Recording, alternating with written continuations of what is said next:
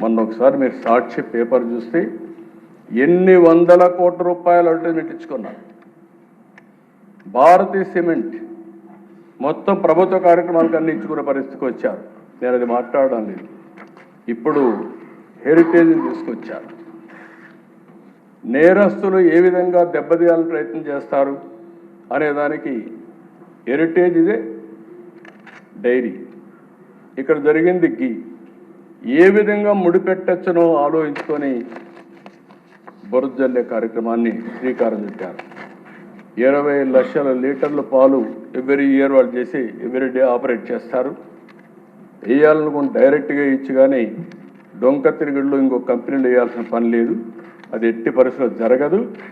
వాళ్ళ ఉద్దేశం నీతి నిజాయితీగా చేయడమే కాకుండా ప్రభుత్వాలతో సహాయం లేకుండా నీతి నిజాయితీగా నిలబడాలనే ఉద్దేశంతోనే ముందుకు పోయారని చెప్పి కూడా నేను మీకు తెలియజేస్తున్నా.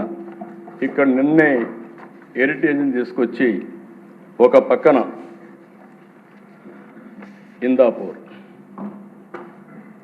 ఇందాపూర్ డైరీలో హెరిటేజ్ గీని ఇండైరెక్ట్గా వాళ్ళు ఇక్కడ ఇస్తున్నారు. ఇందాపూర్ డైరీకి హెరిటేజ్కి గీలో సంబంధం లేదు. ఈ కంపెనీ అధ్యక్ష పూణే దగ్గర ఉంటారు. వాళ్ళు అవుట్ సోర్సింగ్, కో ప్యాకింగ్, కో మ్యానుఫ్యాక్చరింగ్ చేస్తారు.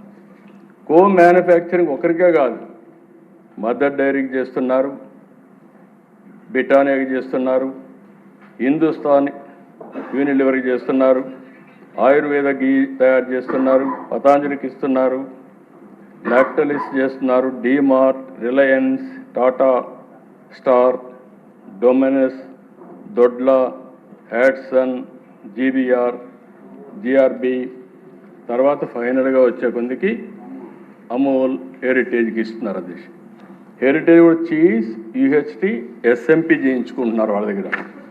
అది కూడా కో మ్యానుఫ్యాక్చరింగ్. అలాంటిది అన్ని దిక్కల్లో వీళ్ళు చేసుకుంటారు అధ్యక్ష. దానికి తీసుకొచ్చి 4 రోజులు కడాన 5 మంది, 5 మంది అయ్యారు.